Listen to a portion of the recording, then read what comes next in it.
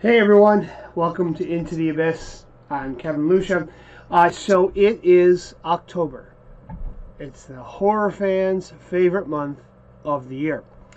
And quite frankly, I've been celebrating since September 1st. My wife starts celebrating Christmas as soon as Hallmark starts putting out Christmas movies, which is like, November. So I decided this year I'm going to start celebrating Halloween in October. Now, Into the Abyss is going to have some formal recommendations later on this week for Halloween movies we think would be great for you guys to watch during October.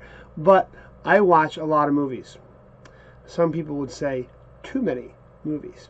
So I am going to share with you some additional Halloween picks for your viewing pleasure.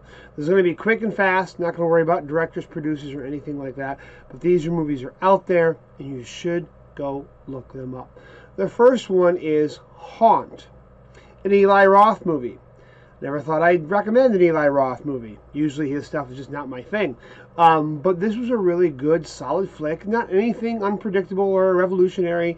These college kids on Halloween night go looking for an extreme haunt. They find it. Things go quickly awry, as you would expect them to. But it was a pretty enjoyable flick, and there was some nice inventiveness in the end, which I was really enjoyed as far as that goes. The second one is Tales of Halloween. Tales of Halloween is an anthology series, not quite as good as Trick or Treat, which we'll be talking about with our formal broadcast, but it's still pretty good. And they kind of tie everything together in a very tongue-in-cheek fashion in the last show. The idea of the last story, the idea of this town having all these wacky things happen on Halloween. So, Tales of Halloween. The next one, both of those are on Amazon Prime, by the way. The next one is another little series on Amazon Prime. It was actually too short. I was disappointed that it was so short. There's a little anthology series called The Witching Season.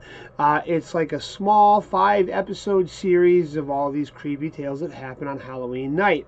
Now, it's a little on the indie side, but it's so funny. We'll have to talk about this sometime on Into the Abyss. There's a line, and again, of course, everyone's tastes are different. There's a line that seems to separate good indie movies and maybe not so good indie movies. And I don't know what that is. I don't know if it's the acting or the presentation or just the camera work. But these movies were a little bit on the indie level, but they didn't overreach themselves. There were some nice, creepy tales about things that were taking place on Halloween. So The Witching Season on Amazon Prime. Also on Amazon Prime, and I believe it's on Tubi as well, is Night of the Demons. Classic 80s Halloween film. Get a bunch of high school students, go party at an abandoned, haunted crematory, and raise some demons. What could go wrong? Now, as far as the Halloween-y content, really, once you get past the fact it's Halloween night, there's not much else Halloween-y about it. But it's a pretty classic movie to be watching on Halloween. Now, the next one isn't a Halloween movie per se, but it feels like a good movie to watch on Halloween. And that is also another classic, From a Whisper to a Scream, starring, among other people, the late, the great Vincent Price. This is also an anthology series, and again, I don't know how many folks out there are familiar with horror fiction, especially the work of Charles L. Grant, but I don't know if it's a call out to Oxrun Station, but this weird town of Oldfield where everything has always been wrong. And I just like the title, From a Whisper to a Scream. It sounds like a Charles Grant, novel. So, yeah, From a Whisper to a Scream. Check that out as well. My final one is going to be a classic you've all seen, and you should all see it again, and that is Fright Night, starring Roddy McDowall. Okay, Chris, I'm going to get it wrong, Sanderson. Not Chris Christopherson.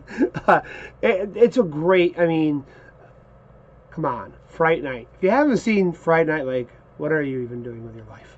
Anyway, those are some quick recommendations that you all can go out and watch now to help celebrate Halloween.